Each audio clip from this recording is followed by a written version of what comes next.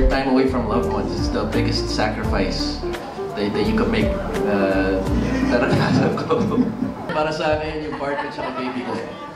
Thanks, baby mo. Yeah, kasi sila yung inspiration ko talaga at kahit malayo man kami sa isa't isa ngayon, sana wag nila ako iwan sa lakoy na to. Yeah. Okay, that's nice, Tom. Na finally, hindi mo naman pala siya itinatanggi or hindi ka naman pala nagdi-deny regarding that. So yung lumabas sa social media na parang drawing o sketch nung man, siya yun. Yeah.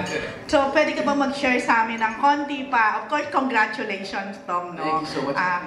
Pwede ka ba mag-share sa amin ng konti pa about your baby? Siguro madamot lang talaga ako kasi ninanamnam ko. I'm really enjoying what I have. But if I could say, I'll just say I'm a happy new dad to a very, very healthy and beautiful baby boy. He's 4 months old today. And wow, okay. Agad doon na lang po. But he's my constant source of inspiration right now. He makes me so happy. I've never experienced happiness at this level. Akala ko di pala posible. Akala ko na-experience ko lang kahit kasiyahan dati. But, oh wow. Wow. That for me as well. So I wouldn't want him growing up. Yun din yung madadagdag. I'm very proud. I'm very happy. At least pag nagkaisip siya, nag-google siya, ang sasabihin niya sa'yo, that at least hindi mo ko iniwan. Yeah. It's just that I learned now, biggest learnings from the past few years of my life, that you really have to, I love the work, I'm very thankful for it, and I love the industry. Pero you do need boundaries, so para sa kanya din yun. It's something I want to pass down to him and want to teach him. To have proper boundaries between your real life and your professional life. Pinakamasakit, when I had to come back to work here, na iniwan ko yung mag-ina ko. Ang hirap. Doon ko naranasan na parang reverse OFW. Ang hirap pala, kaya hindi ko kaya. Talaga? Medyo naranasan ko ano yung nararanasan ng mga OFWs, pero sa kanila, grabe, 20 years. 10 years, ay sa maiksing panahon, ang hirap pala. And yet, pag silang iniisip mo, ang dami mong kayang gawin. Hindi mo na nararamdaman yung pagod, hindi mo na so parang balanse din siya. Pero yun yung pinaka, mahirap. Masakit talaga sa'yo. Pero yun kasi may babalikan ka. Yung kesa mas masakit sa dun sa hiwalayan na tingin mo tapos na. Yeah, but there's always a silver lining and everything happens for a reason. If I never went through what I had, I wouldn't have what I have now. And I wouldn't trade it for the world. Medyo mabilis na, hindi masyado nag-gets. Sabi ko, kung hindi ko pinagdaanan yung pinagdaanan ko, hindi ko makakamit kung anong meron ako ngayon. At kung anong meron ako ngayon, never ko ipagpapalit. Of course, natutunan ka rin naman doon.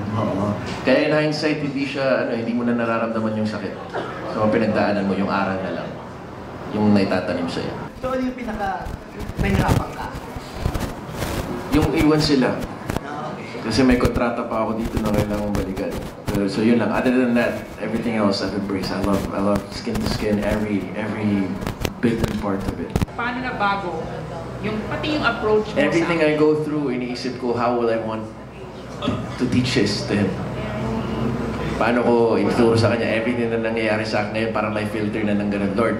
Like, hindi yung okay, how do I get through this? It's now, what can I learn from this to be able to pass it down to him?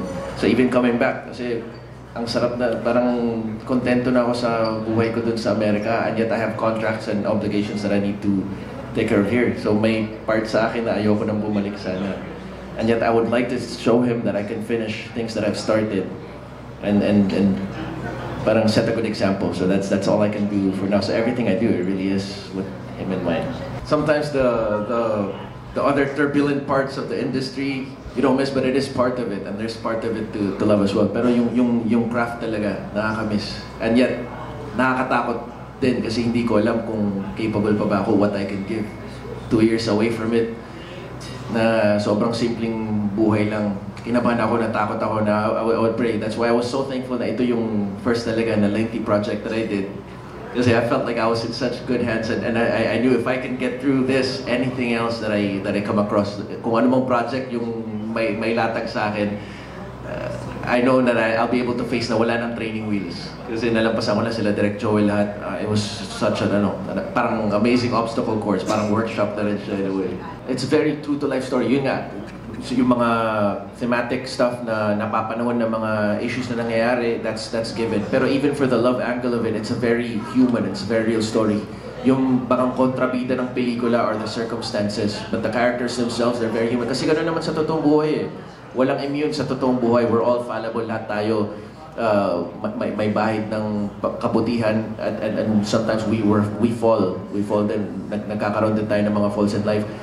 Lahat tayo may ganon, so no one is inherently evil in this film. No one is walang kontrabida dito. Yung circumstances na nangyayari sa leads, yung medyo nagiging ganon. Kaya yung aral ng kwento, how it ends, napaka true to life niya. Na take it from it what you may. Na parang I found it very charming and very novel na sarap, hindi yung parang planchado na nakakahon na parang wow, okay, that's a very mature way to tie the bow to the whole film. Reading the script and even getting to do the film, yun pa rin yung naramdaman ko. I guess kaya sa apilitan kayo na nasuportahan si Sir Ben at the Bentley Productions because really it's such a novelty to witness a producer na andun na yung love niya for the art, andun yung pagmamahal niya sa sining, pero yung compassion niya hindi lang sa mga artista pero pati sa crew, sa staff, lahat nakakabilib. It's my first time to witness that in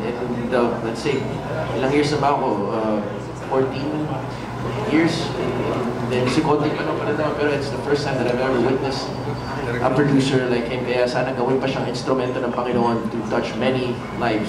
And it really is such a beautiful story. So hopefully, talagang supportan ninyo so he can do more of these films. Kasi baka bumalik na lang sa pag-engineer si Sir Ben. Huwag naman po sana. And thank you for endowing us with all of your time today.